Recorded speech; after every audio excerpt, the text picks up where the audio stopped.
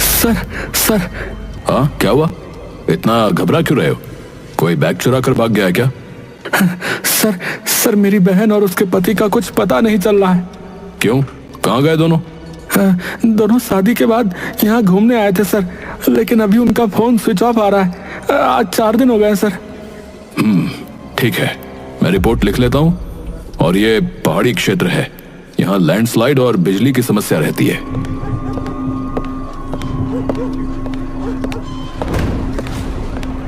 अरे कहीं फंस गए होंगे, 1-2 दिन इंतजार करो, खुद ही मिल जाएंगे। साहब मुझे बहुत डर लग रहा है।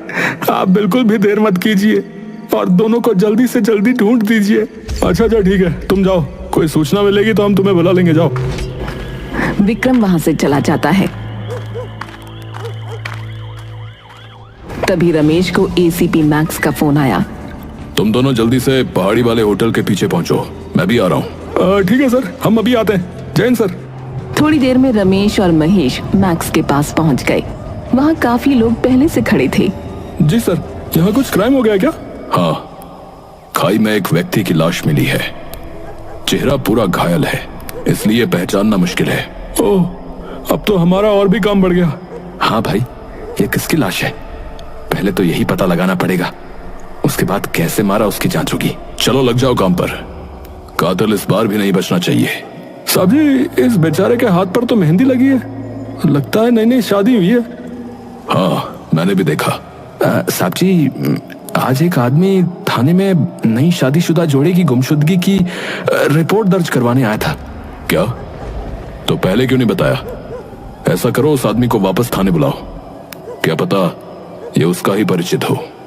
लाश को पोस्टमार्टम के लिए भेज दिया गया। एसीपी मैक्स सबूत जुटाने में लग गए।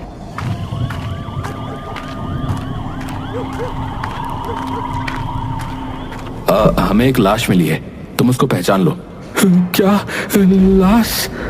देखो, घबराओ मत, अभी कुछ नहीं पता कि वो व्यक्ति कौन है। जी।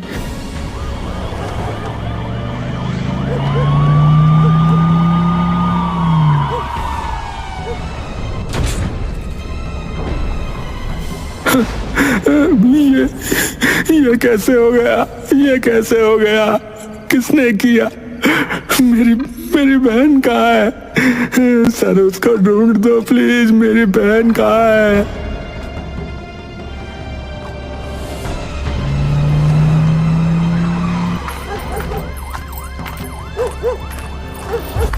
अभी मेरे बेटे की शादी को 8 दिन भी नहीं हुए होंगे और ये हो गया। आंटी जी, मैं आपके बेटे को वापस तो नहीं ला सकता, लेकिन आपसे वादा करता हूँ कि कातिल मुझसे बचकर भाग नहीं पाएगा। कातिल कौन है, मुझे ये भी नहीं पता। वैसे आंटी जी, आपके किसी से कोई दुश्मनी थी क्या? नहीं, हमारी किसी से दुश्मनी नहीं है। सीपी साहब, हमारा बेटा राघव जो है बहुत ही सीधा और हंसमुख था, वो किसी से नहीं लड़ता था। मेरा बेटा तो चला गया, अब मेरी बहू को बचा लीजिए। देखिए, हम सोनल को ढूंढ रहे हैं। बेचारे दोनों घर से बहुत खुशी खुशी निकले थे। माँ, सोनल कह रही है कि उसे पहाड़ों में घूमने जाना है। हाँ, सही तो कह रही है। बेटा, तुम उसे लेकर चले जाओ। ठीक है माँ, आप कहती हो तो चला जाता हूँ। हाँ बेटा, इतनी प्यारी है सोनल, इसलिए अब से उसकी सारी बात मानना। ठीक है माँ, लेकिन मेरा आपके बिना मन नहीं लगेगा। मैं आज तक आपसे दूर जो नहीं रहा हूँ। बेटा, सोनल भी तो अपना घर छोड़कर आई है, इसलिए उसका ध्यान रखना जरूरी है। ठीक है माँ, मैं जैसे आपकी सारी बातें मानता हूँ, उसकी भी सारी बात मान लूंगा। ये हुई ना बात, अब जाओ और पैकिंग करो।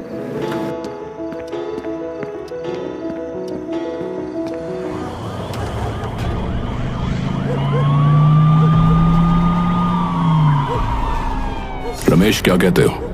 साहब जी, मुझे लगता है कि राघव जो है नशे में होटल रूम की खिड़की से पीछे कूद गया होगा। हाँ, ये भी हो सकता है। अच्छा, फिर उसकी बीवी कहाँ है? हाँ, ये भी है। लेकिन साहब जी, ये भी तो हो सकता है कि बीवी किडनैप हो गई हो। हाँ, इसकी भी संभावना है। ठीक है, फिर किडनैपर को ढूंढते हैं सर। हाँ ठीक है।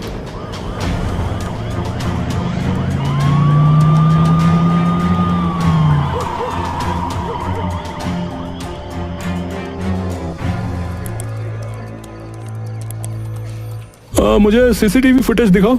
सॉरी, हमें ऐसा करना मना है। क्यों? आप जाइए ना, हम आपको फुटेज नहीं दिखा सकते।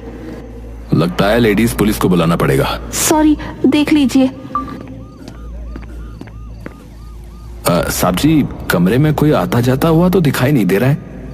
हाँ, सिर्फ होटल स्टाफ ही अंदर गया है। हो सकता है किडनैपर पीछे से कूद कर भाग गया हो। अरे यार, थोड़ा दिमाग से सोचा करो तुम लोग। चलो अब यहां से।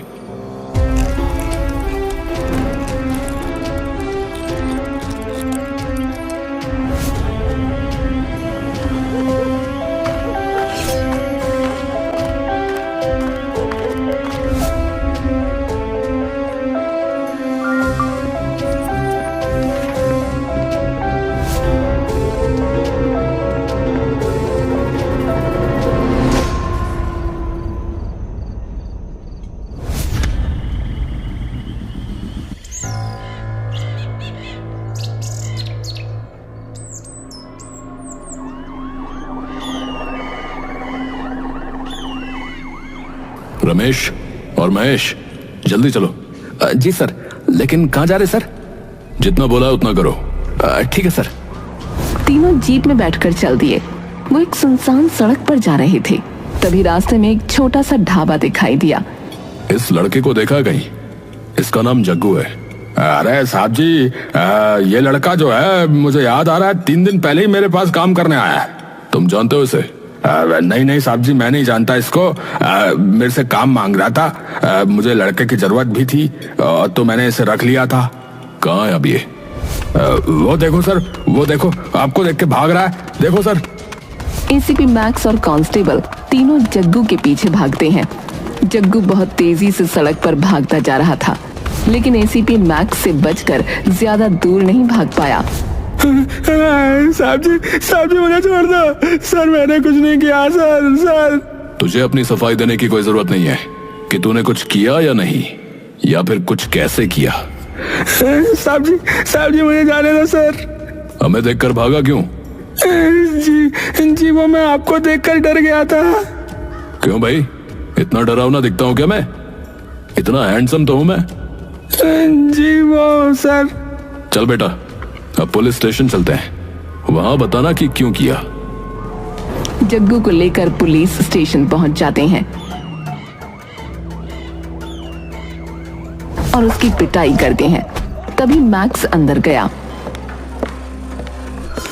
स्वागत अगर अच्छे से नहीं हुआ है तो बता, मैं खुद अपने हाथ और लात से कर देता हूँ। साहब जी मैं कुछ नहीं जानता सर। ये बता कि राघव को क्यों मारा?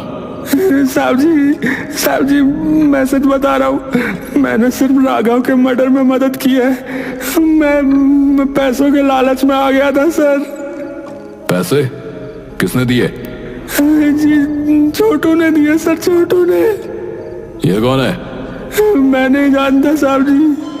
अच्छा, अभी थोड़ी देर और पिटेगा ना तो अपना मुंह खोल देगा कि किसने मारा है। साहब जी मार रहे मत साहब जी, मैं बताता हूँ। बता फिर। छोटू मेरा पड़ोसी है। एक दिन उसने मुझे बताया कि एक आदमी को मारना है। मैंने सिर्फ शराब के नशे में गोली मिलाकर दी थी और मुझे इसके लिए पूरे 1 लाख रुपए मिले थे। वहीं से तुझे ढूंढा है, अब छोटू का पता भी बता दे। जी मैं उसका पता नहीं जानता सर। मैं पैसे लेकर भाग गया था, फिर छोटू कहाँ गया पता नहीं सर। अरे सुनो, इसे अभी और पीटो, ये सब जानता बताएगा अभी। मारो साले को। ऐसा कहकर एसीपी मैक्स बाहर चला गया। रमेश और महेश उसे पीटने लगे। बाहर राघव के माता पिता और सोनल का भाई विक्रम बैठा था। जी कुछ पता चला? सोनल की तलाश अभी पुलिस कर रही है और मर्डर में शामिल एक आदमी को हमने गिरफ्तार कर लिया है। साहब जी उसने छोटू का पता बता दिया सर। ठीक है, जल्दी से जीप निकालो, चलते हैं। पुलिस के डंडे के आगे हर कोई बोलता है। हाँ साहब जी, अभी देखो कैसे छोटू का पता उगल दिया उसने। आजकल के गुंडे भी ना बिल्कुल छपरी हो गए हैं, रील बनाते हैं और गुंडे बनते हैं। हाँ साहब जी, ऐसी ऐसी स्टोरी लगाते हैं बदमाशी की कि पूछो ही मत। रील बनाकर स्टोरी लगाना आसान है, लेकिन जब किसी के पीछे पुलिस पड़ जाए ना तो उसका छुपना मुश्किल हो जाता है। हाँ साहब जी, छोटू का पता भी यहाँ से कुछ ही दूर है, थोड़ी देर में पहुंच जाएंगे। ठीक है, गाड़ी तेज चलाओ, कहीं वो हाथ से निकल ना जाए। ठीक है साहब जी। कुछ ही देर में वो पहाड़ों में बने एक कॉटेज में पहुंच गए जो खाली दिख रहा था। तीनों पूरी सतर्कता से कॉटेज के अंदर घुस गए। छोटू आराम से बेड पर सो रहा था।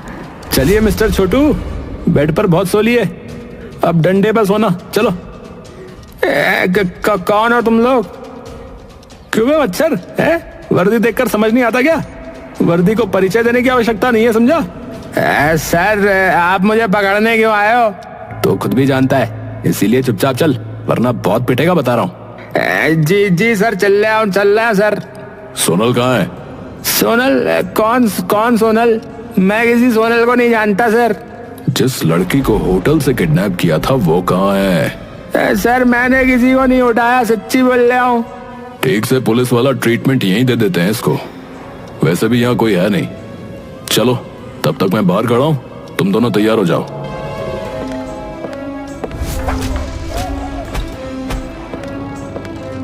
लड़की का पता बताएगा या अभी और वेलकम पिटाई चाहिए? जी सर, वो लड़की यहाँ से भाग गई सर, भाग गई वो। अच्छा, तूने उसे मारा तो नहीं? सच बता। सर, मैं उससे प्यार करता हूँ सर। सर, मैं उसे कैसे मार सकता हूँ सर? सर, वो खुद यहाँ से भाग गई। ओह, अच्छा, तो ये है पूरा मामला। इसका मतलब उसने तेरे साथ मिलकर अपने पति को मार दिया है? जी साहब। फिर तेरे साथ क्यों नहीं रुकी रे? कहाँ गई वो? सर, मैं उससे प्यार करता हूँ, वो मुझे प्यार नहीं करती सर। या तो तू मूर्ख है या फिर हमें बनाने की कोशिश कर रहा है, समझा? सर, मैं सब सच कह रहा हूँ सर। तू उससे प्यार करता है और वो नहीं करती, तो वो तेरे साथ मिलकर अपने पति को क्यों मारेगी बे? सर, मुझे राघव को मारने के लिए उसने 5 लाख रुपए दिए थे और बताया था कि वो हनीमून के लिए आ रहा है सर। तो सारी प्लानिंग सोनल की थी। मुझे सिर्फ पैसे के लालच था सर, और उससे प्यार भी करता हूँ सर मैं। अबे चुप कर, कहाँ है वो अभी? सर, मैं सच में नहीं जानता कहाँ है वो। चल ठीक है, चल हमारे साथ। मैक्स छोटू को ले जाकर भी थाने में बंद कर देता है और अब सोनल को ढूंढने लग जाता है। अगले दिन मैक्स ने विक्रम को बुलाया। विक्रम, सच सच बता दो कि तुम अपनी बहन के बारे में जानते हो कुछ या नहीं? साहब, आप मेरी बहन को ढूंढ नहीं पा रहे हो और हमें ही अपराधी बता रहे हो। तुम्हें शर्म नहीं आती कि एक डायन बहन को एक मासूम लड़के के गले में बांध दिया?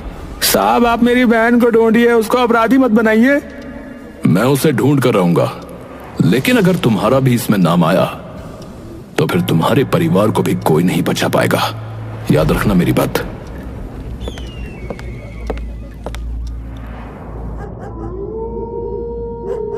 रात में एसीपी मैक्स अपने कमरे में बैठकर केस के बारे में ही सोच रहा था।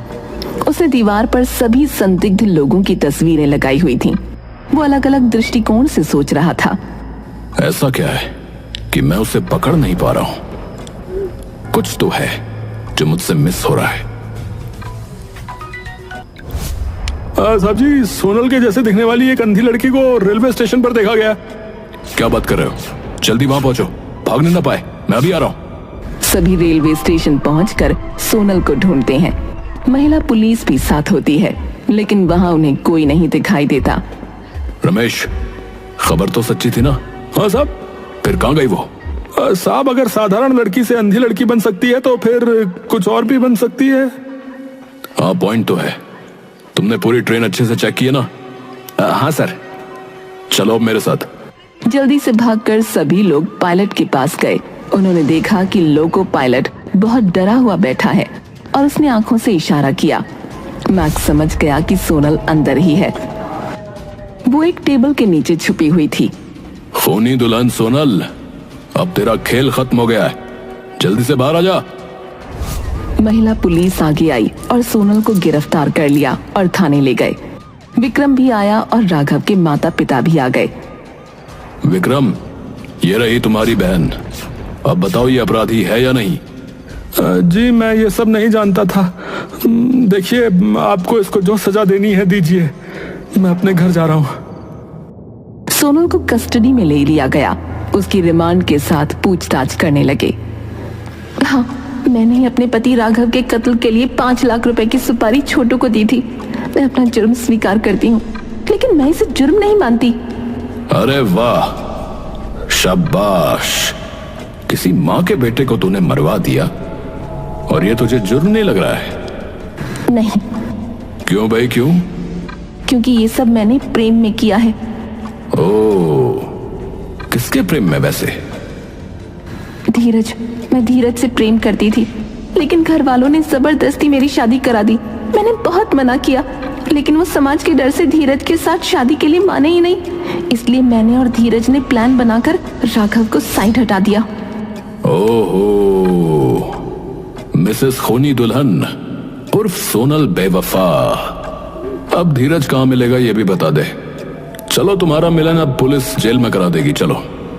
वो मेरा एक्स रेलवे स्टेशन पर इंतजार कर रहा है। धन्यवाद। हाँ। वैसे एक बात बताओ, ये सारा खेल किया कैसे तुमने? मैंने देखा कि छोटू मेरे लिए भी कुछ कर सकता है और अपना मुंह भी नहीं खोलेगा, इसलिए मैंने अपने मुंह दिखाई के पैसे और गहने बेचकर 5 लाख रुपए इकट्ठा किए और छोटू को दे दिए। उसने जग्गू की मदद से राघव के ड्रिंक में नशे की गोली मिलाकर उसे बेहोश किया और खाई में फेंक दिया। उसके बाद मैं, छोटू और जग्गू तीनों अलग अलग जगह भाग गए और अपना फोन नदी में फेंक दिया। नया फोन और सिम कार्ड खरीदकर धीरज से बात कर रही थी। अरे बाप रे, बहुत दिमाग है तेरे अंदर तो। अगर आज तुमने मुझे नहीं पकड़ा होता तो अब तक मैं अपने धीरज के साथ ही देश छोड़कर भाग जाती। चिंता मत कर, तेरे धीरज को लेने के लिए हमने पुलिस भेज दी है, ठीक है? कुछ और पूछना है? तेरे चेहरे पे थोड़ी भी शर्म और ग्लानि नहीं है? नहीं। राघव कितना सीधा साधा और मासूम था। उसको मारते हुए तुझे एक बार भी दया नहीं आई? नहीं, बल्कि मुझे सुकून मिला। अच्छा, और राघव को तुम पर थोड़ा भी शक नहीं हुआ था क्या? बेचारा राघव तो पागल था, मेरी हर बात मानता था। सोनल, मैंने सोच लिया है कि हम हनीमून पर कहाँ जा रहे हैं। क्या सोचा है? हम कश्मीर जाएंगे। नहीं नहीं राघव, ये जगह ठीक नहीं है। क्यों? अरे कश्मीर धरती पर ही जन्नत है यार। लेकिन मैंने एक दूसरी जन्नत की प्लानिंग की हुई है। अगर कश्मीर जाएंगे तो तुम मेरी जन्नत में नहीं जा पाओगे ना? अच्छा, शेर और शायरी अच्छा कर लेती हो। चलो ठीक है, तुम्हारी जन्नत में ही चलते हैं। देखते हैं कि ऐसा क्या सरप्राइज प्लान किया तुमने। और फिर बेचारा मेरे साथ साथ चल दिया। उसके परिवार से पूछ कर देख कि क्या बीत रही है बेचारों पर। अब तुम चारों जेल में रहना और मैं खुद तुम चारों को फांसी की सजा दिलवाऊंगा, ताकि आगे कोई और ऐसा करने की सोचे भी ना। एसीपी मैक्स ने इस केस को सॉल्व कर दिया।